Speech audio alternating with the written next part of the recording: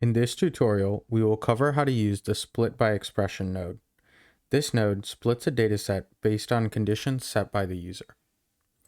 Here in the node configuration pane, the only thing that the user needs to do is to set their condition. Here, we want only data values that have a class of greater than 1. Now we can execute this workflow.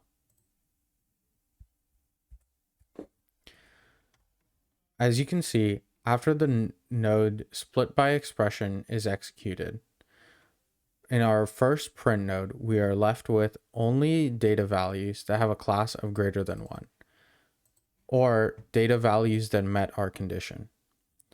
On the lower edge, we were also passed a data set, but in this case, this is made up of all the data points that did not meet our condition, where class is equal to or less than 1.